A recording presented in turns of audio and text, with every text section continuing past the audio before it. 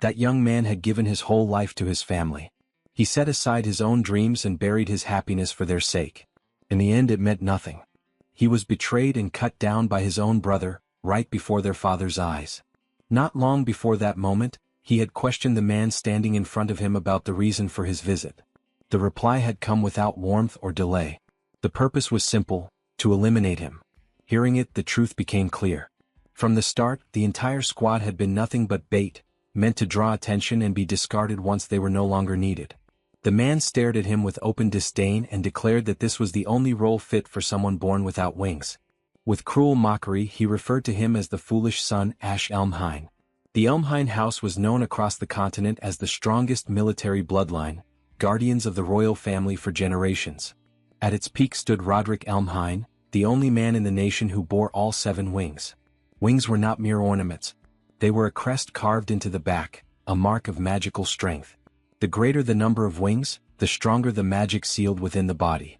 Within the Elmhine household, only those marked by wings could wield that power. Years earlier, during a deadly snowstorm that had nearly claimed his life, Roderick had saved him. Believing that survival carried meaning, Ash devoted himself completely to repaying that debt.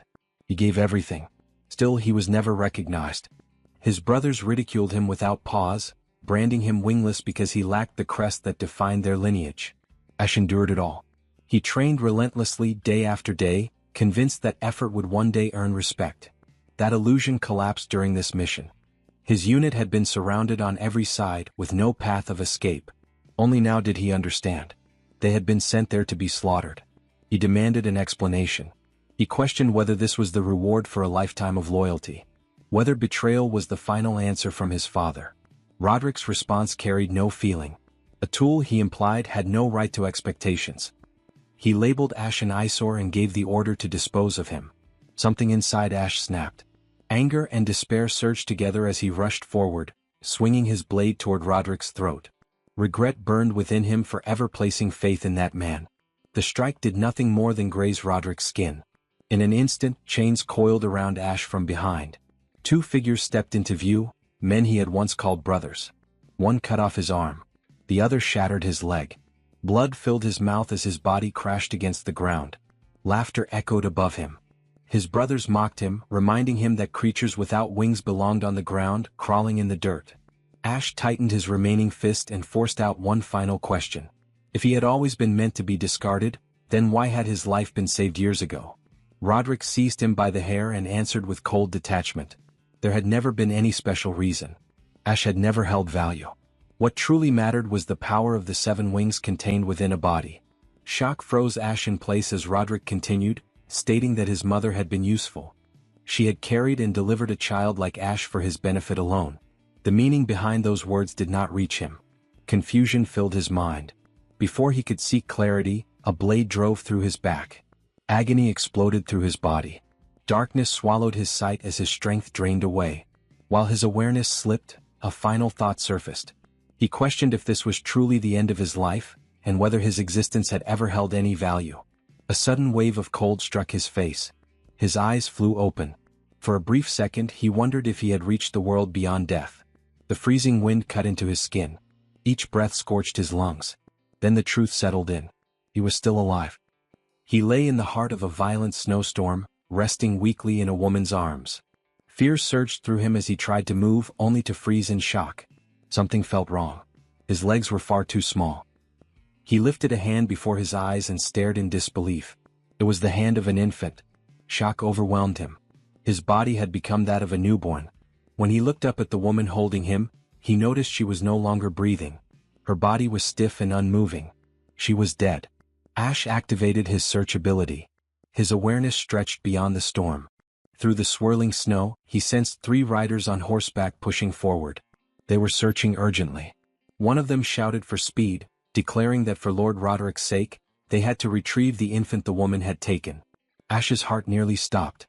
Weakly, he questioned if he had heard correctly. Roderick. His father's name. If they were hunting an infant, the target was obvious. In his former life, there had been rumors that he had been found on a snowy night like this. A dreadful thought crept into his mind. Had he returned to the past? The idea felt insane. Impossible. Yet every detail pointed toward it. The riders were getting closer. One fact became clear. If he remained there, he would be captured and brought back to the Elmhine estate. He would once again belong to Roderick. Gathering what little will he possessed, Ash began to crawl. Mana flowed faintly into his tiny hands, pushing his fragile body forward bit by bit. His limbs shook violently. His breaths grew uneven and thin. The cold seeped deep into his bones while feverish heat burned through his veins. His body begged to stop. He refused. He crawled because stopping meant death. And survival meant one thing. One day he would take revenge on Roderick Elmhine. Time dragged on in pain. Gradually the storm weakened. The sun began to rise over the white horizon. The infant forced himself to move a little farther before finally collapsing unconscious in front of a young girl. The girl cried out, saying she had called her father because she had found something. The man who approached behind her was Viscount Highfried, a noble of high rank. He carefully lifted the baby into his arms. Confusion marked his face. He wondered why a child would be in such a place. Then his gaze shifted to the snow behind them. A long, uneven trail of tiny crawl marks stretched across the frozen ground. The Viscount went still. He stared at the distance the infant had crossed through the storm. Shock filled him as he questioned what kind of child could survive such a trial and who this baby truly was. Sometime later, Ash drifted into a strange dream. In front of him, a red-haired baby appeared, wobbling closer with a bright and innocent look. Before Ash could respond, the child suddenly grabbed his nose. He jerked awake. The first sight that greeted him was pure chaos. 5 little girls crowded around him, their faces shining with excitement as they all reached toward him at once. Small hands tugged at his sleeves and even at his legs, each one trying to pull him away to play. He had no clue how things had turned into this or why his new life had become so noisy. Just as the situation was about to spiral out of control, the white-haired girl he had seen earlier stepped forward. She was clearly the oldest. With a serious look, she picked Ash up and pulled him away from her sisters, scolding them for going too far. But Ash twisted free from her arms. The instant his feet touched the ground, he started crawling away. Behind him, the small red-haired girl shouted in excitement. In the next second, all 5 girls rushed after him. Panic hit him. He did not understand why they were chasing him, yet his instincts screamed that something was wrong. Without thinking, mana flowed through his tiny body. His eyes turned gold. A surge of magic burst from his back. In a flash, he rose off the floor. He was flying. Ash had no idea how it happened. He could not control it. His body spun in the air as he shot upward toward the ceiling. Just before he could crash, a firm pair of arms caught him midair. The man holding him stared in disbelief, commenting that the child had fallen from above and that Ash was truly unusual. As Ash looked up at him, recognition struck hard. The man was Viscount Hefford Elmhine, the older brother of Roderick Elmhine. A cold sensation ran through Ash's soul. Hefford Elmhine, head of the Viscount branch of House Elmhine. In the past, Hefford and Roderick had been known as the twin pillars who defended the royal family. Ash clearly remembered that this Viscount and his entire household would later die during a civil war. That memory confirmed everything. He had truly returned to the past. A bitter feeling rose inside him. He had escaped the main house, only to be discovered by another branch of the same bloodline. Not long after, Ash found himself resting in the arms of the Viscount's wife. She spoke softly, explaining that his magic had gone out of control and caused him to rise into the air. She admitted she had sensed from the beginning that he was not an ordinary child. Looking at his small face, she smiled gently and kissed him, assuring him that although it must have been frightening, he was safe now. Ash went still. He had never known warmth like this. From nearby, Viscount Hefford observed them in silence. After a short pause, he stated firmly that the child carried immense power. Carefully, he lifted Ash's clothing to reveal the mark that proved it. The Viscount's wife gasped when she saw it reflected in the mirror. Clear on Ash's back was the mark of the 7 wings. His thoughts went blank. Then memories surged forward, and his father's voice echoed inside his mind. Roderick's icy words about needing the power of the 7 wings inside his body echoed clearly in his mind. At last, everything connected. That night in the snow, the so-called act of salvation had never been mercy. Roderick had pulled him from death for a single purpose, to take the 7 wings for himself. Rage boiled inside Ash. His own father had torn the wings from his body and then mocked him as if he had been born without them. The woman holding him grew serious and asked the Viscount what should be done with the child. In her arms, Ash felt panic rise. This was a critical moment. He could not allow the power of the 7 wings to return to House Elmhine. He needed that strength to survive. He needed it for revenge. Then the Viscount made his decision. Calm and firm, he announced that he would raise the boy as his own son. Silence filled the room. Ash stared at him, stunned. Viscount Hefford slowly reached out and gently brushed the baby's hair. He described the child as a fledgling who had not yet learned to fly and stated that he would protect and guide him until the day he could rise on his own. Ash could not respond. He had never been treated with such warmth. A sudden noise struck near the doorway. The 5 girls who had been secretly listening lost their balance and tumbled into the room. The Viscount looked at them calmly and asked if they had been spying. The eldest quickly apologized, explaining that they had only been worried about the baby. The second daughter stepped forward and asked what name the child would carry. The woman hesitated for a moment, then smiled softly. Lifting the baby slightly, she declared that his name would be Aster, like a newly born star shining within their house. 10 years passed in what felt like an instant. The setting shifted to the Grand Mansion, where the yearly sword dance assembly was being held. A carriage rolled to a controlled stop at the gates. Viscount Hefford Elmhine stepped down first, and a guard immediately bowed in respect. Soon after, a young man exited the carriage. It was Aster. No longer a helpless infant, he had grown into a tall and steady teenager. His calm eyes carried a weight far beyond his years. He turned back toward the carriage and extended his hand, reminding his sister to step down carefully. A red-haired girl placed her hand in his and descended with a bright smile.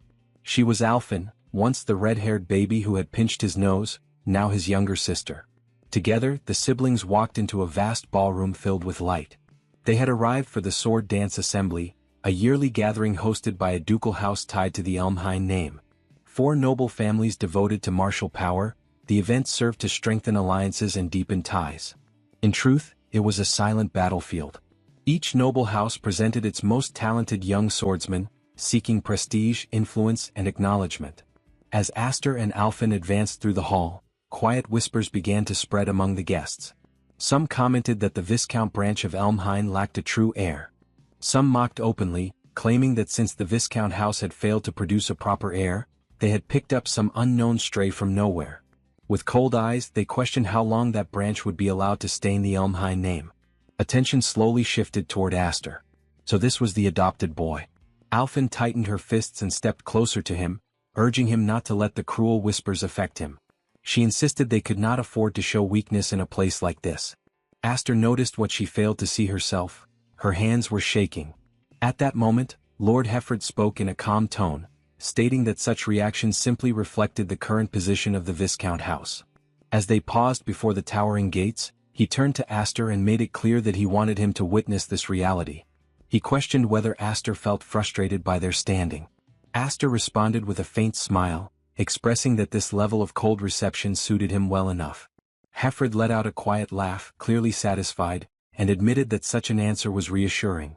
Standing before the grand castle, Aster's thoughts drifted to his former life. Back then he had been the shame of House Elmhine. His first step into noble society had turned into a complete disaster. This very place carried painful memories. But now everything was different.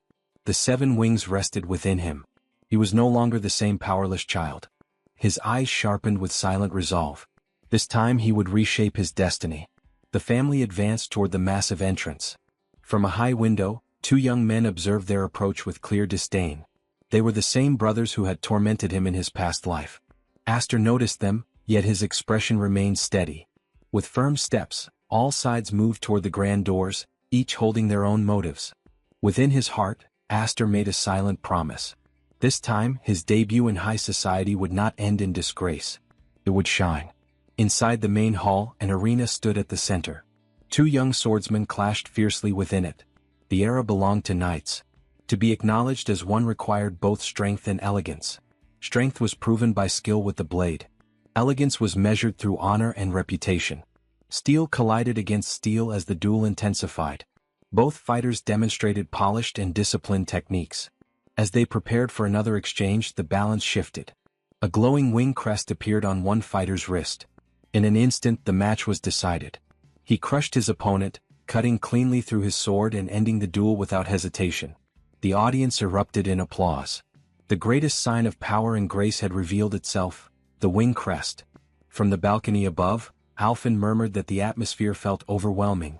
She admitted that she now understood why her sisters, Fren and Flare, had chosen not to attend. Beside her, Aster watched the arena in silence. Memories from his previous life surfaced. Laughter directed at him, humiliation, the moment he had fallen in defeat and been ridiculed after a duel. His gaze turned distant. Alphen noticed the distant look in his eyes and called his name, asking if he felt nervous about attending his first sword dance assembly. Aster gave a small smile and said he felt no fear. Deep down, the emotion was not anxiety but something closer to nostalgia. Alphen frowned, unable to grasp what he meant. Their father, Viscount Hefford Elmhine, informed them that he would be leaving for a meeting and told Aster to keep an eye on Alphen. She immediately objected, insisting she was more capable than him, while Aster calmly labeled her clumsy. The Viscount rested a hand on his son's shoulder and smiled, advising him to build connections since many nobles of his age were present. Then he leaned in slightly and delivered a quiet warning: no one must learn about the Seven Wings. After his father walked away, Aster thought about those words. He could feel unfriendly stares from other young nobles watching from a distance. He wondered how he was supposed to form ties when their eyes were filled with open dislike. Even so, determination settled on his face. He chose to follow his father's advice. When Alphen asked where he intended to go, Aster answered with confidence that he was going to make friends. On the lower floor, several noble youths relaxed around a sofa. Sitting at the center were the two sons of Duke Roderick. As Aster approached, one of them examined him from head to toe with a mocking look and demanded his identity. Aster greeted him calmly, addressing him as brother-in-law Darius. The unexpected title caused visible surprise among the group. With a polite expression, he introduced himself as Aster Elmhine, the younger brother from the Viscount branch, explaining that he had noticed them earlier and had come simply to offer greetings. Darius's brother let out a scornful remark, pointing out that Aster was nothing more than an adopted son of the Viscount house. Darius laughed harshly, claiming that now it made sense why Aster dared to call himself an Elmhine. Aster recognized them clearly: Darius and Gryan, the rightful heirs of House Elmhine. They were the same two who had taken his life in the past. His eyes darkened slightly. Once they had seemed terrifying. Now they looked like children pretending to carry authority. His resolve grew sharper. Suddenly, Alphen grabbed his arm and urged him to leave. At that exact moment, Darius called her name. She froze. With cruel amusement, Darius mocked her, asking if she planned to hide behind her father again. He ordered her to step closer and entertain them. Alphen refused, stating firmly that their families did not share a master and servant bond. She pulled Aster away, but the tremble in her hand revealed the fear she tried to conceal. Darius kept going, throwing insults at Viscount Hefford Elmhine.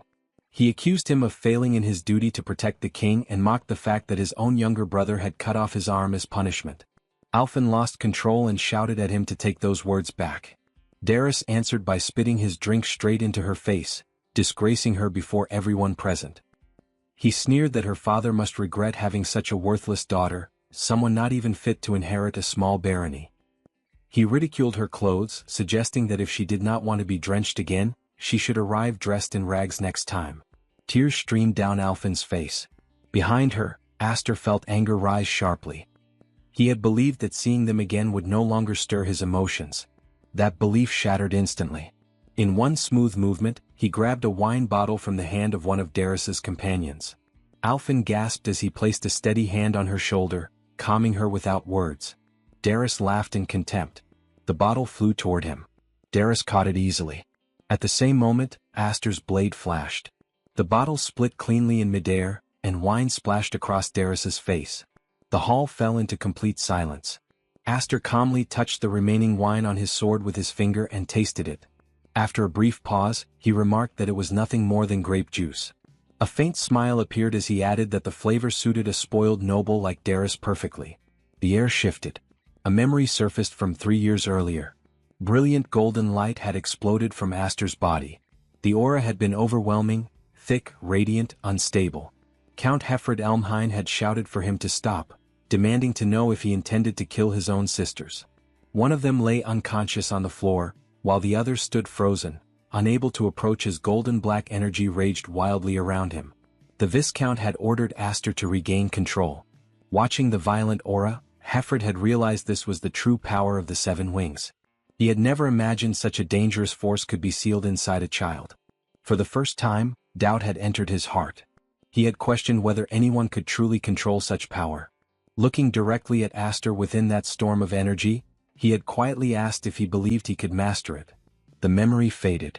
Back in the present, a guard burst into the hall where the main and branch families of House Elmhain were holding a meeting. The guard shouted about an urgent matter, interrupting the discussion. One of the dukes demanded an explanation. The messenger revealed that two sons of House Elmhain, one from the main family and one from the branch, were engaged in a duel. Shock spread through the chamber. Without hesitation, Viscount Hefford Elmhain stood and hurried toward the arena. At the same time, Alphen ran after her father, desperately trying to explain what had taken place. From a balcony overlooking the grand hall, a duke observed the arena below with interest, a faint smile resting on his lips. Below the balcony, Aster and Darius faced each other at the center of the arena, blades locked as stunned spectators watched in silence. The duke observing from above remarked that clashes between brothers of the powerful House Elmhain were rare sights. Other dukes stepped onto the balcony, their attention fixed on the duel. A bearded duke stroked his chin and commented that the outcome of this fight could easily sour the entire sword dance assembly. Inside the arena, Darius activated his wing crest. Energy surged around him as he sneered, calling Aster reckless for daring to challenge a ducal heir. He ridiculed him as a stray raised in the wild, someone ignorant of the vast gap in strength between them. Then he revealed his four-wing crest, its light blazing openly. The younger nobles burst into cheers, murmuring that it was only natural for a ducal heir to stand far above the rest. Wearing a mocking grin, Darius demanded that Aster display his own wing crest, implying that he must be too ashamed to reveal it. Aster responded with calm composure, stating that flaunting a simple pattern was not his way. With a faint, confident smile, he added that such behavior was beneath him. The words ignited Darius's anger. Aster then suggested a wager. If he claimed victory, Darius would offer a public apology. Darius laughed and countered that if he won, Aster would become his servant. With a shout, Darius charged forward, declaring that he would put Aster to work for the rest of his life. Their swords met with explosive force. Aster blocked the strike cleanly, his stance steady and unshaken. Still, he felt the sheer weight of Darius's strength behind every blow. As Darius prepared another attack, mana flared along his blade. He bragged about the power granted by his crest and unleashed a rapid barrage. Aster stayed on the defensive, deflecting each strike with precise timing. From the balcony, Alphen cried out in fear. The bearded duke observed that Darius's technique lacked refinement, but added that skill meant little when faced with overwhelming mana. He explained that if the power of one wing resembled a candle flame, then the mana within four wings was closer to a violent blast. Darius sneered again, taunting Aster and questioning where his earlier confidence had gone. He mocked the promise of forcing an apology, suggesting it had been nothing but empty words. Aster remained silent. He continued to block every attack without hesitation. Frustration grew on Darius's face. He leapt high into the air, channeling mana into both blades as he prepared a decisive strike. From the balcony, a stout duke muttered that the duel was already finished. Darius brought his blades down. Aster lifted his sword and stopped both strikes with ease. The arena fell into complete stillness. Darius stared, stunned, unable to understand what had just occurred. Aster finally spoke, his tone steady and cold. He stated that Darius talked far too much. In the next second he moved. His counterattack struck cleanly, sending Darius flying backward across the arena. Golden light flowed along Aster's blade as he channeled mana into it. Inside he reflected on the past 10 years spent within the Viscount's household, years of discipline, restraint, and patience. He had endured everything, holding back, waiting for this exact moment. Every strike Darius attempted afterward was cut down without mercy. Aster made it clear that all those years had been preparation for this chance, to crush him completely. He advanced with overwhelming pressure. Darius crossed both swords to block, but the force drove him down to one knee. Even Darius's own brother stared in disbelief. The pride of the main family being pushed back so easily was beyond reason. Darius muttered in shock, reminding Aster that he possessed four wings. Aster gave no reply. He simply poured more mana into his sword. A sharp cracking sound rang out. A visible fracture spread across Darius's blade. The watching nobles were stunned. The duel had turned entirely one-sided. Murmurs rippled through the crowd. It seemed House Elmhain still harbored a monster like this. Black and gold aura erupted violently from Aster's body, twisting together like a raging storm. On the balcony, Viscount Hefred clenched his fist, realizing the situation was spiraling out of control. Darius was completely overwhelmed. Inside Aster's mind, old memories rose, the cruel laughter from his previous life, the blade that had killed him, the humiliation and pain. The power of the 7 wings roared within him. He stepped forward, ready to finish it. From above, his father's voice called out, urging him to stop and regain control. Aster halted at the final instant. His last strike fell. Both of Darius's swords shattered cleanly and dropped to the floor. Silence swallowed the arena. Darius collapsed, frozen in terror, staring at Aster's blade embedded in the ground just inches from his body. His legs shook uncontrollably, and whatever pride he had left disappeared. Aster looked down at him and spoke with icy calm. He remarked that next time Darius should dress properly, because if he intended to spill wine on others, he should be ready to be drenched himself. Then Aster turned away. Under his breath, he reminded himself that he was no longer Ash the Wingless. For now that truth was enough. From the balcony, his sister met his eyes and gave him a proud, satisfied smile. Aster answered with a bright expression. Suddenly, a terrifying aura burst from behind him near the staircase. Someone was releasing power in pure fury. Aster turned instantly. Standing there was Roderick Elmhine, head of the main family, his former father. The entire hall tightened with tension. Even Aster felt the crushing weight of that presence pressing down on him. When Roderick finally withdrew his aura, whispers spread across the crowd. No one could believe what they had witnessed. The youngest son of a Viscount branch had defeated the third son of the main family. This was no small matter. Everyone understood that the main house would not ignore such humiliation. Roderick stepped forward. Aster remained calm, posture straight, already prepared for what would follow. On the ground, Darius's face twisted with strange satisfaction. Darius forced himself upright and grabbed onto his father's robes. A twisted laugh escaped him as he hurled insults at Aster, calling him a bastard who dared challenge the main family despite being nothing more than a tainted half-blood. He pleaded for his father to step in and crush him with overwhelming power. Roderick did not spare Aster a glance. His eyes turned cold as he looked down at Darius. Without warning, he drove the sheath of his sword straight through his own son's hand. A sharp crack rang out as Darius's palm slammed against the floor. A scream tore from his throat. Shock rippled across the hall. Grian stood frozen, unable to process what had just happened. Roderick's voice remained calm yet merciless. He questioned why someone who had lost so completely dared to laugh after dragging the family's honor through the dirt. Lifting his sword, he declared that a man incapable of avenging himself had no right to wield a blade. From the balcony, Viscount Hefred understood his brother's intention and called out for him to stop. The hall fell silent. Aster had stepped forward. He placed himself directly in the path of Roderick's sword. Roderick's gaze shifted to him, demanding to know what he thought he was doing. Aster answered evenly. Darius had not yet apologized to his sister. Any punishment could wait until that was done. Roderick's aura burst outward violently. Fury twisted his expression as he snarled that an orphan taken in by Hefred dared to stand before him. He questioned whether Aster truly believed himself to be part of House Elmhine without sharing its blood. Aster did not move. He stated firmly that he was the Viscount's son, regardless of blood. From his father, he had learned the pride of a knight and the burden carried by a family name. Roderick's eyes flicked briefly toward Hefred on the balcony. Then his expression hardened further. He declared that as a member of the Viscount branch, Aster had brought unnecessary disgrace upon the honor of the main house. He invoked the legacy of the Elmhine name, the pillar of 12,000 knights and the sword that defended the king. Such an offense, he said, could not be dismissed as a childish dispute.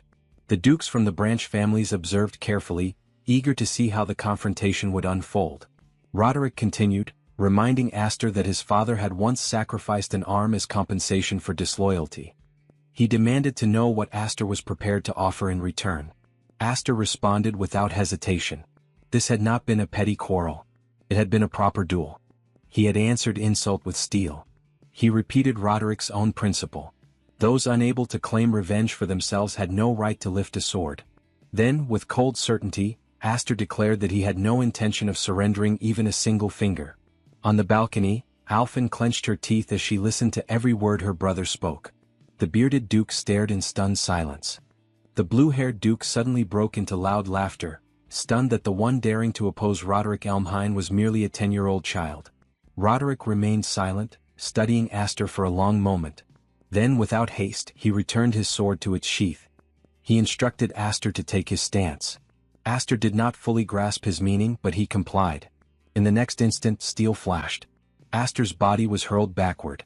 He crashed violently into the far wall beyond the arena. The impact split stone and echoed through the hall. Alfin screamed. From the balcony, Viscount Hefford shouted his brother's name in fury. He leapt down with his sword drawn, charging at Roderick. The strike was stopped effortlessly. Roderick blocked the blow without even shifting his footing. Hefford abandoned the clash at once and rushed toward Aster, panic in his voice as he called for his son. What he saw froze him. Aster was standing. His sword lay shattered. Blood marked his body, yet his posture remained steady. His expression had not changed. Roderick glanced at him one final time. Without another word he turned and walked away. Darius followed in silence. Aster swayed slightly but forced himself upright. Hefford reached him immediately, supporting him. Aster spoke calmly, stating that he had kept his promise. His word had not broken. Hefford answered quietly that he had seen everything. He told Aster that he had been magnificent. Back on the balcony, the bearded duke remarked that Roderick's action had seemed somewhat childish. Still, he admitted that allowing the boy to leave untouched would have made the main family lose all dignity. He added that standing before Roderick Elmhine himself, speaking so boldly and surviving, was no small achievement. That child, he concluded, was a rising star. With a faint smile, the Duke commented that for Aster, this had been the strongest possible debut in high society. The heavy-set Duke exhaled and admitted that the boy had unsettled him. For a brief moment he had believed House Elmhine might fracture entirely. Roderick cast a brief look toward his brother and Aster. He stated that an era of chaos would one day arrive, a storm fierce enough to split the world into two, perhaps even three parts. The scene shifted to the training grounds of the Viscount branch of House Elmhine. Several knights observed as a sparring session unfolded. Two figures exchanged blows with wooden swords. One knight, smiling easily, praised his master's performance and described it as splendid. The one being praised was Aster. Around them, the knights murmured in low voices. For someone so young, his swordsmanship was terrifying. They noted that his training had intensified even more after the sword dance assembly. One knight recalled how Aster had defeated the third son of the Elmhine main house. The group could not conceal their satisfaction. For years, the main house had treated the Viscount branch with contempt. Watching one of their own stand firm against them had felt deeply satisfying to the knights. Aster continued cutting down opponent after opponent during training, but his mind was elsewhere. At the sword dance assembly, he had displayed enough strength and presence to silence those who had branded his family a stain on House Elmhine. Even so, he understood that the true obstacles still remained. The main house. Part of him wished he had tested himself further that day, facing more challengers on that stage. Yet he was fully aware of reality.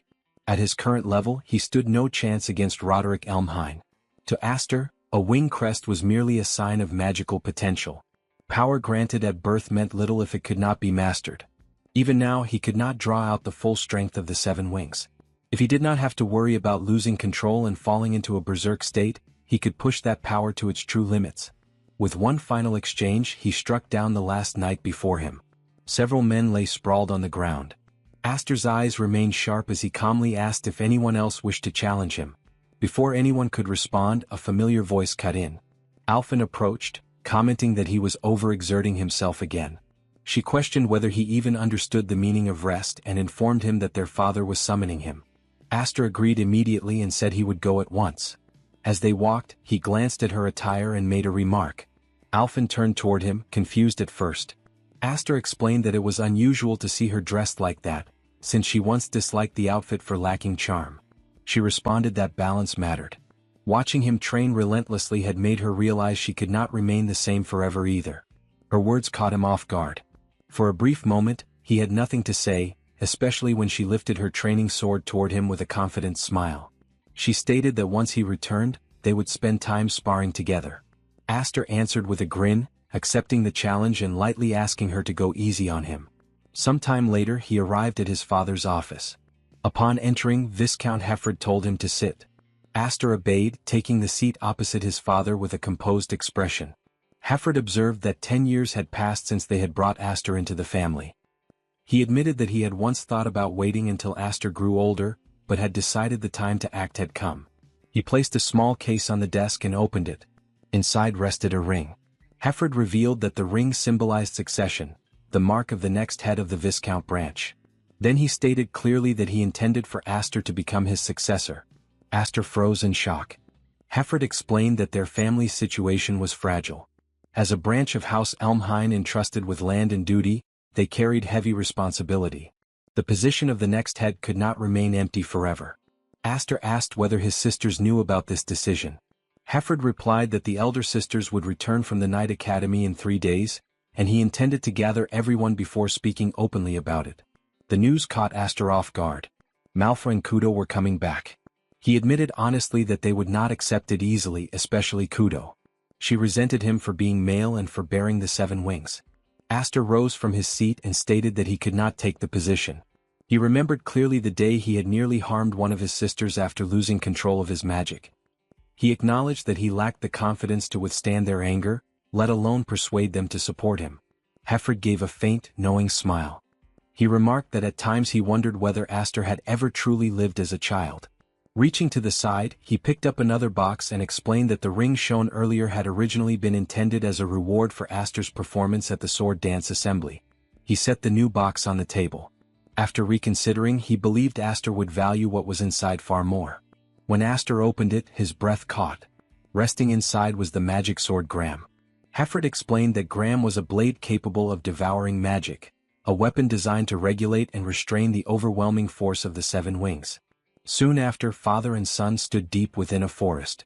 Hefford remarked that the location would be suitable. Aster questioned the need to travel so far. If the purpose had only been to show him the sword, the dojo would have sufficed. His father answered plainly that it would not. He added dryly that Aster had a habit of destroying castle walls whenever his powers spiraled out of control. Hefford then formally introduced the weapon. Gram was a demonic blade, bound to flame, traditionally passed down to the eldest sons of House Elmhain. For generations it had remained in the hands of the main family, but Hefford had retrieved it specifically for Aster. He removed the covering. Aster stared in shock. There was no blade. Hefford explained calmly that Gram existed as a potential weapon. When infused with mana, it would take form according to the wielder's own power. To demonstrate, Hefford released his energy. A massive wave of red magic burst outward. The forest shook as a blazing arc cut through the distant trees, slicing everything in its path with brutal precision. The air trembled from the force. Hefford warned that if the wielder's resolve faltered even slightly, the sword would devour all of their mana instead. That was the reason Gram carried such a grim reputation. He then handed the weapon to Aster and asked if he wished to attempt it. Aster's expression grew firm. He accepted the sword. The moment he began channeling magic into it, something extraordinary occurred. His golden mana flowed naturally without resistance, effortless. Impossible to stop. Back at the castle, knights training in the yard suddenly paused. A massive red streak tore across the sky above them. One knight muttered in disbelief, wondering if a comet had fallen. Another snapped at him, calling him foolish and pointing out that the light had risen from the opposite direction. Elfin also saw the blazing trail. In a low voice, she murmured that it had to be Aster. Deep in the forest, Aster sat on the ground, a faint smile forming on his face as he admitted that the weapon was beyond belief.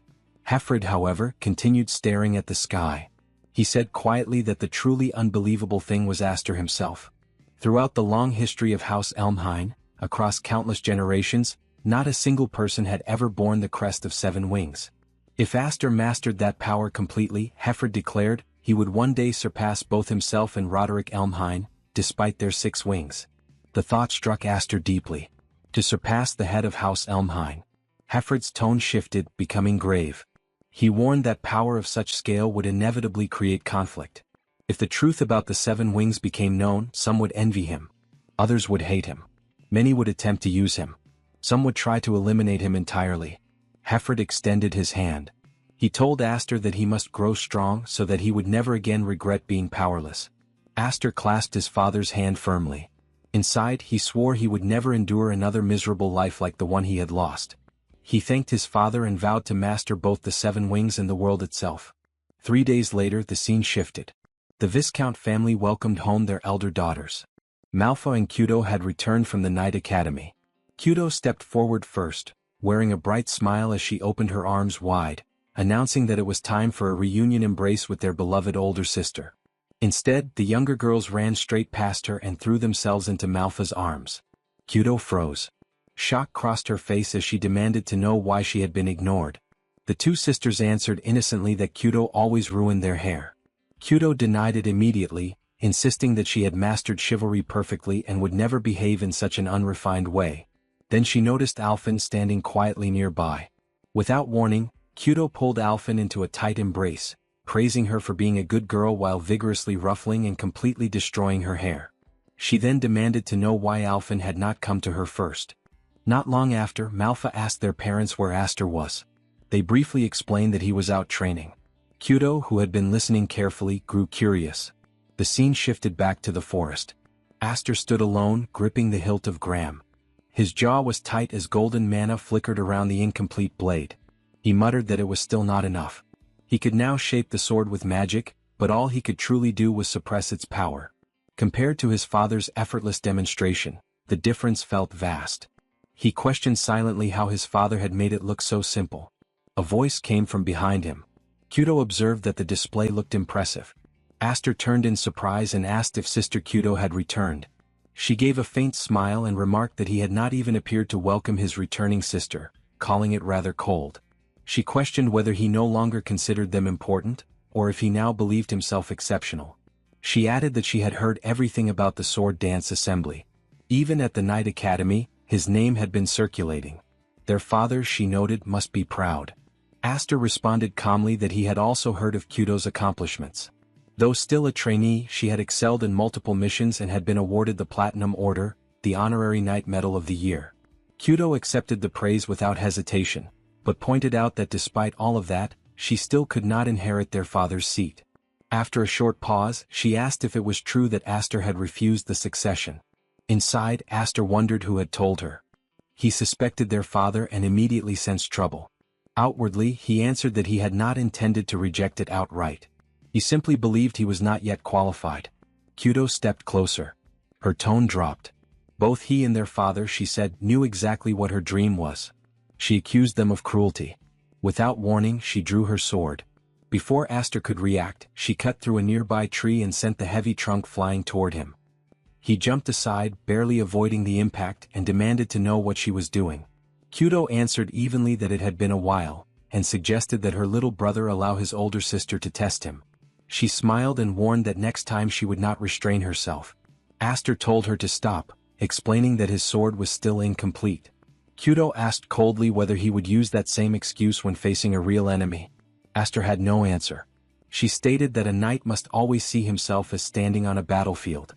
If he continued to hold back, she warned, she would crush him. With that, she launched herself into the air. Aster understood immediately that she was serious. He was barely maintaining control of his magic, but he had no choice. He poured mana into Graham. Because he knew one thing clearly, if he did not, Sister Kyudo would truly attempt to kill him. Their battle raged deeper into the forest. Shockwaves burst outward with each collision, waves of pressure and flashes of light tearing through the trees and shaking the ground. Even from a distance, the force of their clash was visible. Kyudo clicked her tongue as she swung again, her face sharp and relentless. She commented that Aster's blade remained precise as ever, admitting she had not expected him to keep pace with her after all the growth she had gained at the Night Academy. Aster blocked strike after strike, the impact sending tremors through his arms. She pressed him further, questioning what excuse he thought that unfinished sword would serve. Before he could respond properly, she twisted her stance and launched him backward with crushing force. She declared coldly that his control over mana was pitiful. Aster slid across the ground but managed to stay upright, his boots carving deep lines into the earth.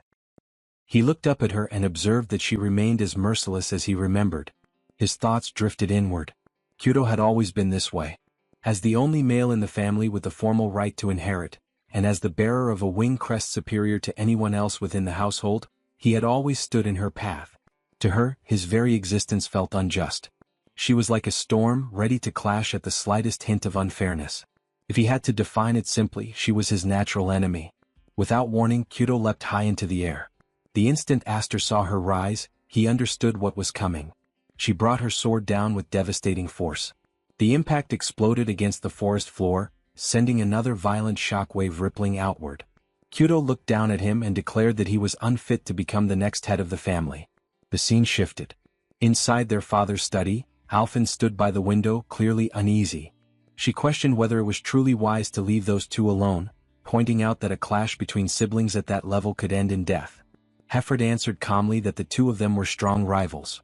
They might act recklessly, he admitted, but it would not go that far. Still unsettled, Alphen said she hoped he was right.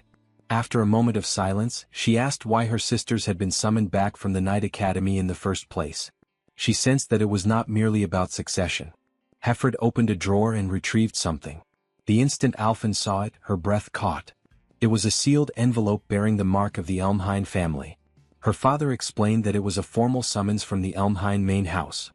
Hefford added that the elders who held true authority within the core of the family seemed eager to see their grandchild in person. Alphen quietly asked whether the matter was truly that grave. Hefford answered without pause. At its worst, he said, they could lose Aster. Meanwhile, deep within the forest, the clash continued. Steel met steel again and again, each collision sending shockwaves tearing through the trees. As their blades crossed, Aster spoke firmly, telling Kyudo to stop speaking recklessly. He reminded her that he had already refused the position of successor and that she knew it. Kyudo lifted her sword high, irritation twisting her face. She responded that his refusal was precisely what she could not accept. Her blade came down with crushing force. Aster barely caught the strike. The impact was overwhelming, far heavier than expected. It did not feel like facing a refined swordsman.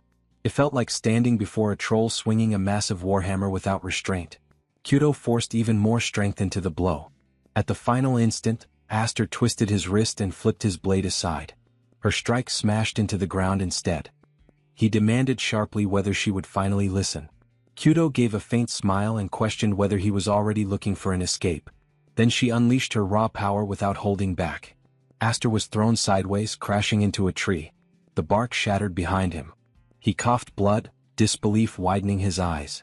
Kyudo looked down at him and declared that if all he relied on was swinging a sword, he was nothing more than third-rate. She continued coldly, explaining that even those capable of handling mana alone were only second-rate. True first-rate belonged only to those who mastered both sword and mana together. Her gaze hardened as she admitted her deep disappointment. She explained that the difference in wing crests directly determined the amount of mana one could command. Even a single wing gap meant nearly triple the power. In terms of raw strength and endurance, she, bearing 5 wings, was already 2 full stages below him and his 7-wing crest. Yet, despite that advantage, he avoided direct clashes of power and leaned on refined technique instead. Another faint smile crossed her face as she asked whether he truly lacked faith in his own strength, or whether he feared losing control again, just as he had 3 years earlier. Her words struck deeper than any blade. Aster froze. Shock rippled through him as the thought formed. Was he still afraid because of that incident? He had never consciously faced that possibility. For the first time, he wondered if he had been limiting himself without realizing it. His gaze dropped to the hilt of his sword. He muttered inwardly that perhaps Graham felt unstable for the same reason, because he had been forcibly suppressing his mana all along. Kyudo's expression grew firm. She stated that Aster possessed everything she had ever desired. If he intended to let those blessings decay through arrogance and hesitation, then he should surrender them to her instead. Kyudo rushed forward, no longer hiding her killing intent. Aster did not retreat. He faced her full-powered strike head-on and answered with his own swing. The collision thundered through the forest, shaking the trees around them. Kyudo was pushed backward, her footing slipping as disbelief crossed her face. She had not expected him to repel her strongest attack. Aster allowed a faint smile. He told her that her words had finally forced him to awaken. Then he accelerated. Kyudo narrowed her eyes, wondering why he was charging without even stabilizing his blade. She adjusted her stance, briefly considering whether he had exhausted his mana, but immediately dismissed the idea as impossible. As Aster advanced, mana flooded into his sword. The 7 wings, he realized, held an unprecedented and near-endless reserve of power. He knew he could not yet control it perfectly. Instead of chasing precision, he discarded restraint entirely. For a single instant, he let go of the blade itself and focused only on the motion. All of his mana poured into that attack. The strike fell. Kyudo blocked it with ease. She steadied herself and gave a faint smile, questioning whether he was acting on impulse again. Aster met her eyes with complete seriousness. He declared that he had no intention of wasting this second life. He would seize the power of the 7 wings, the sword Gram, and even his place within the family. These were things he had never been able to claim before, no matter how hard he had struggled. At the mention of a second life, Kyudo froze for the briefest moment. Shock flickered across her face. Aster closed the gap. Mana surged violently into his blade. He leapt upward, gathering every ounce of strength he possessed, and then vanished from her sight. Kyudo's eyes widened. Aster had dropped low instead, compressing his mana further. He forced even more power into the sword and made it clear that he would no longer hold back. Kyudo felt it instantly. The fight was about to end. Aster brought his sword down with crushing force, the air screaming as the blade descended toward her. After the clash between the siblings, Kyudo slowly regained consciousness. She opened her eyes and wondered where she was. A few seconds passed before she recognized the room. It was her own bedroom. Warm sunlight streamed through the window. A voice nearby remarked that she was finally awake. Surprised, she turned her head and saw Malfa standing there. Malfa commented that she had certainly taken her time waking up. Kyudo immediately sat upright, panic flashing across her face. She demanded to know what had happened to the match. What was the outcome of her fight against Aster? Malfa explained that Aster had carried her back. He had said that she fell asleep in the middle of the duel and assumed she must have been exhausted from the long journey home. Kyudo rejected that explanation at once. Her gaze shifted toward her sword. Memories of the final exchange surfaced. In that last instant she had truly believed Aster had cut her down. But the truth was different. He had dispersed the magic blade just before impact. Only the remaining surge of mana had passed through her body. As she recalled the innocent look on his face, she admitted to herself that there was no way Aster would ever seriously try to kill his own sister. Yet in that brief moment she had been certain she was about to die. A faint smile crossed her lips as she muttered that he was an infuriating little brother, acting so boldly despite being smaller than her. She picked up her sword and asked where Aster was. She declared that she refused to accept the outcome of that match. Next time she would unleash her full power from the very beginning. Malfa interrupted her. If she was looking for Aster, he had already left. Kyudo froze. Malfa explained that a summons had arrived from the main house, addressed specifically to him. He had departed with their father only moments earlier. Kyudo had known nothing about it. Frustration filled her voice as she complained that no one had told her. The scene shifted.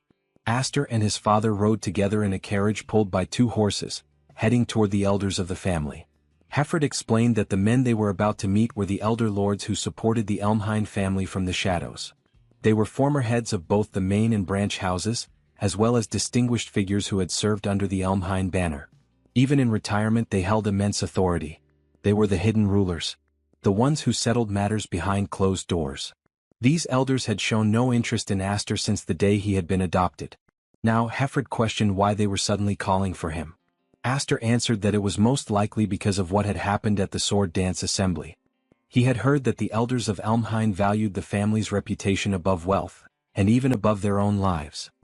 He added that those who tarnished the family's name were thrown into beast cages and used as feed. His father looked surprised and asked where he had heard such a story. Aster answered vaguely, saying it was something from long ago. Then he added that he was prepared for whatever awaited him, vigilante punishment or even exile. His father questioned whether it had truly been fine to leave without saying goodbye to his sisters. Aster replied that it was fine. He had originally planned to leave the moment his sisters returned anyway. Kyudo disliked him. It was better if he stayed out of her sight. Without him around she could breathe easier. His hand brushed the hilt of his sword. Thanks to Kyudo he had begun to understand how to properly handle Gram. With a serious expression, he told his father that he now felt capable of drawing out even more of the 7 Wings' power. Whatever happened next, his father should not come to rescue him. He was prepared to survive on his own. Hefford was about to respond when a sharp voice interrupted them, questioning what he meant by surviving alone and criticizing his pride despite being the youngest. Both men turned in surprise. Kyudo had appeared. She pulled open the carriage door and climbed inside, demanding to know if he had truly run all the way there. She scolded him for leaving without saying a single word to his older sister. She had heard that the elders from the main house had summoned him.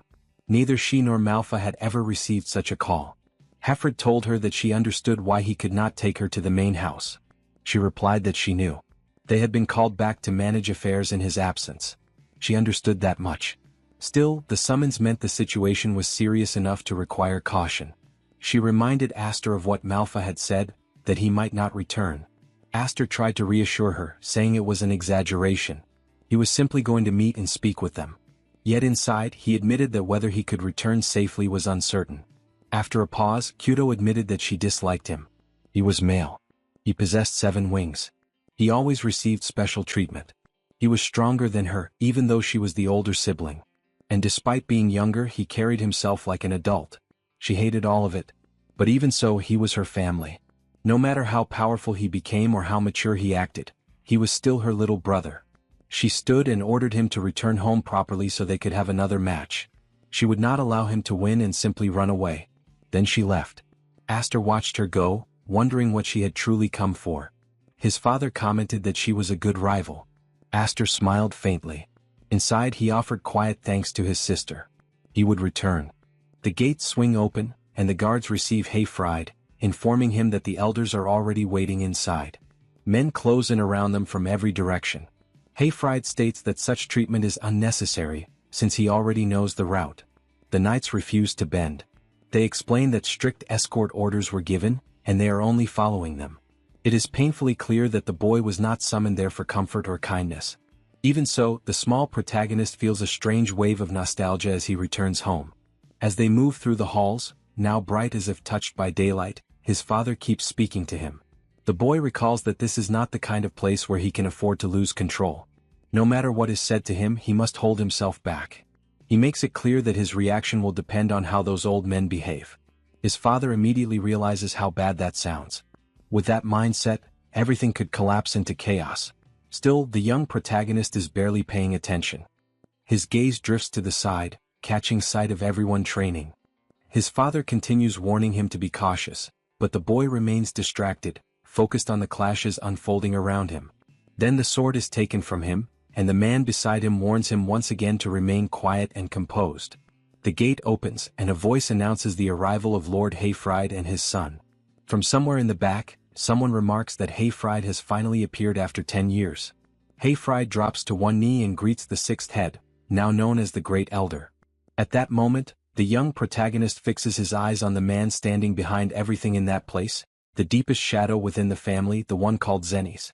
At Zenny's side stand all the figures of power, every influential person gathered in one place. The boy recognizes some of their faces from the dance festival. But Roderick is missing. Zenny's immediately states that the one the boy is searching for is not in that room. As the commander of the knights who serve the royal family directly, he has no time to waste on matters he considers beneath notice. He calls it a trivial matter, yet nearly 40 people are gathered in that chamber. The protagonist thinks back to his former life. Back then, he had been treated as such filth within that family that he had never even seen that old man's face once. Even so, one thing is clear to him. If that many high-ranking figures are present, then something serious is unfolding. Hayfried then demands to know what kind of trivial issue was important enough to drag them there. Zenny's answers that they should already know.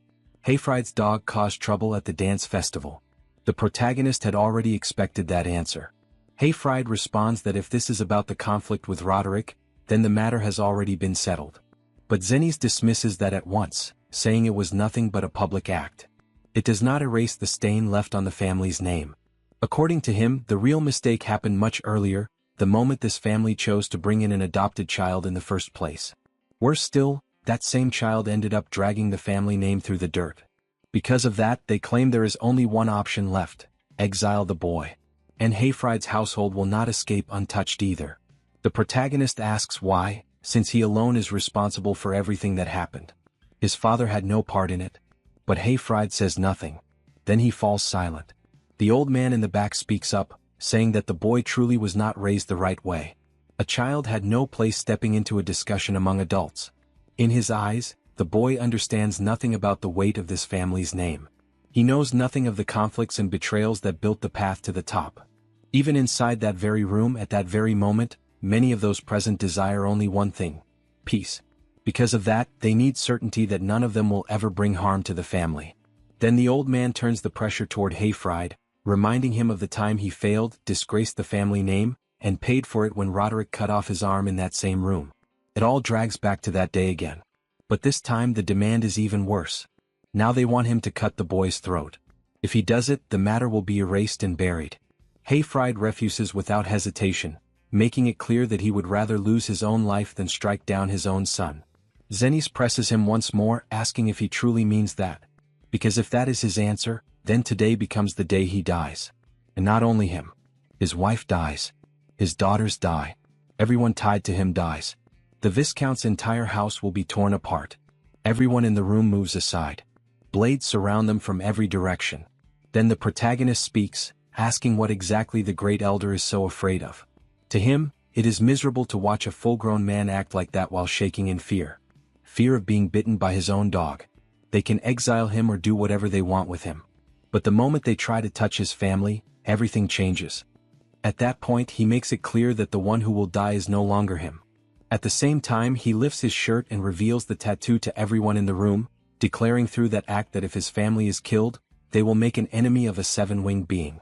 But the reality is simple. They can also kill him. And if he dies too, then he is no longer their enemy. That option still remains wide open before them. Seeing that mark, one person reacts in disbelief, wondering if it could really be the emblem of the seven wings. Another elder immediately rejects the idea, insisting that it has to be fake, since for hundreds of years that symbol appearing on a human body has been unheard of. Yet the fat elder cannot deny what is in front of him. That crest is impossible to mistake. As all of this unfolds, Zenith Elmheim steps forward, his voice cutting through the room with a heavy edge. He demands to know whether the boy truly understands the meaning of what he is showing them. The words hang in the air, tense and pressing down on everyone present. Hearing that, Aster answers in an almost casual way. But behind that tone sits a strange kind of confidence. To him the meaning seems obvious. The greater the number of wings, the more shocked people become. At that moment, the scene shifts to a blue-haired figure who has been watching everything with close attention. Instead of panic, a low laugh slips out of him. Rather than stopping the scene, he urges it to continue. His amusement clashes hard with the heavy mood in the room. Meanwhile, someone else nearby looks deeply shaken, clearly disturbed by what is unfolding before them. Watching every reaction around him, Zenith speaks again. This time, his explanation comes with full seriousness. To begin with, the wing emblem is an organ used to create magical power, a force once shared with humans by spirits long ago. By passing that power from parent to child, humans were able to deepen it and strengthen it over many generations. Even so, no one has ever reached the level of seven wings. That statement sends a wave through the room. Aster's expression hardens slightly as he questions whether that means he belongs to the spirit clan. Zenith holds his gaze and gives a steady answer. If those seven wings are real, then that may indeed be the truth. The tension grows even heavier. At the same time, Viscount Hayfried is seen staring at his son in stunned silence, the full weight of that revelation clear on his face. But Aster steps forward without a trace of hesitation. He states firmly that he is a child of the Viscount's house. At this point his birth no longer matters. His voice turns colder, sharper, filled with resolve. What matters now is whether everyone in that room truly has the determination to make an enemy of him. The very air seems to freeze as those words spread through the chamber. The revelation of the seven wings stops being just a shocking truth and turns into something far more dangerous, a direct challenge. Without the slightest pause he continues. His tone remains calm, but every word is measured. If he were to be cast out of Elmheim, then many among the martial nobility would most likely welcome someone with seven wings. And if that happens, then for those already living in fear of rebellion, the danger would grow far worse. His voice does not rise. Still, every word lands with precision. Rather than throwing him away, they should want him close, not cast aside. He presents himself as something greater than even Duke Roderick, a living banner carrying the name of the seven wings. At that moment, there is not even the smallest trace of fear in his eyes. No doubt. No hesitation. Only clear resolve. Hearing that, every person seated in that chamber grows visibly tense, as the full weight of his reasoning settles over them like a dark storm. What he is offering is not just a plea for survival. It is political value. It is leverage. It is a shift in power. It is a dangerous possibility that none of them can ignore so easily. Meanwhile, inside his own mind, Aster reflects in silence. Just as that old man said before, Elmheim is not one united force. cracks already run beneath the surface. And beyond that, a rebellion will come. A massive civil war will erupt and swallow the entire nation. He has already seen that future once. For the sake of his own survival and for the survival of the Viscount's house, he knows he cannot remain passive. At the very least, here and now, he must identify who stands as an enemy and who may become an ally, even if that requires taking risks. The determination inside him grows harder. This is no longer only about the 7 wings, nor about the pride of nobles. It is about preparing for the coming storm, the one only he knows is on its way. After hearing all of that, Zenith Elmheim answers with open anger, his authority pressing down over the entire chamber. He challenges the idea that Aster has that much value. He points out that there is still no proof that the 7 wings are real. His words are meant to crush the pressure Aster has built, using doubt, status, and intimidation. But Aster does not step back. Instead he smiles. If they truly believe the wings are fake, then they should kill him at once. The room falls silent. Then he continues, making it clear that if they go through with that, it will become a war between him and everyone in that room. Even so, behind that fearless face, his thoughts move with care. Killing someone like him right now would be easy. But if Elmheim truly decides to take this seriously, what choice will they make? Will they bite? He is gambling, but not blindly. Every move is deliberate. He knows they cannot act carelessly while uncertainty still surrounds the 7 wings. As the tension pulls tighter and tighter, like a bowstring ready to snap, the blue-haired man suddenly rises to his feet and gives a light clap, almost as if the whole exchange is amusing him. He points out that the conversation is going in circles. Then, turning slightly toward the others, he smoothly proposes a solution. For now they should place Aster under a trial. At that, the heavy-set elder stiffens and starts to protest against Count Maze. But Count Maze cuts in before the objection can build, never losing his calm and relaxed manner. Because the truth is simple. They want to see it. They want to witness the power of the 7 wings with their own eyes. His gaze sharpens slightly. After that, deciding Aster's fate will not be too late. And once again the air in the room shifts. What started as an argument has now changed into something far more dangerous. A test that could either prove Aster's claim or lead him straight to ruin. The blue-haired noble smoothly pushes the idea forward, asking what they think. This is the mansion of a world-famous martial clan, so preparing 1 or 2 proper trials should not be difficult. The moment Aster hears that name, his thoughts sharpen. Count Maze. There is no mistake. This man is an ally. That realization settles firmly in his mind. The timing of the proposal, the flow of the discussion, the way the conversation was turned, it all points to the same thing. It was a lifeline hidden behind curiosity. After a long silence, Zenith Elmheim finally speaks. He agrees. His tone stays cold but fully controlled. In his view, teaching a grandson who does not know how to speak properly is also the duty of an old man. With that, he turns and leads them away. Soon they stop in front of a heavy structure. This is the trial ground. The place is dark. Standing before the entrance, Zenith begins to explain. Beyond that darkness lies an underground bunker linked to the waterways. It was first built as an emergency shelter for evacuation. But now they are keeping a single magic beast inside it. Then he pauses on purpose. The trial is simple. Defeat that magic beast. That is all. The plainness of those words only makes the weight of the challenge feel even heavier. Hearing that, Viscount Hayfried lets out a deep sigh, unable to hide his frustration. The boy had always been troublesome. Always crying. Always screaming. And even after being warned over and over to keep the existence of the 7 wings hidden, he still ended up here. There is disappointment in his voice. But there is worry too. Aster listens in silence. Then, without arguing further, he steps forward and places his hand on the door. Something that obvious could never stay hidden forever. He says it calmly as he pushes the door open. To him this was the perfect chance. The heavy door groans as it opens and thick, cold darkness spills out from inside. Whatever waits beyond is not just a beast. It is proof. And Aster walks toward it without hesitation. Hearing his son's resolve, Viscount Hayfried calls out to him one last time, his voice carrying both command and concern. He warns him not to lower his guard. Aster answers at once. Then he leaves. As he turns away, he briefly looks toward the blue-haired noble. Count Maze is smiling quietly, watching everything with calm interest. That faint smile stays in Aster's mind as he begins to descend. The moment he steps into the underground bunker, darkness closes in around him. The air is wet and heavy. The silence feels dense. It is clearly dark but not so dark that he cannot see. And then he notices it. A severed head lies on the ground. Even in the dim light, the sight is unmistakable. At that moment, a voice echoes down from above, cold and detached. It says that even that one had been given a chance to clear his name. He had done nothing but cry and scream until the very end. Watching it had been unbearable. They are speaking about Duke Roderick, the very owner of the severed head lying before Aster. The voice continues, carrying a faint but clear warning. It tells him not to disappoint them now. The meaning is obvious. This is not simply a test. It is a judgment. Then all at once the ground seems to shake. A huge presence rises from the darkness in front of Aster. A gigantic beast, terrifying and overflowing with power, stands before him. Its roar is enough to shake the entire underground chamber. The sound is so violent that it feels as if the walls themselves could split under that pressure. Aster tightens his grip on his sword. The blade gives off a faint shine in the dark. From above, the declaration comes again. Merciless. Now the trial begins.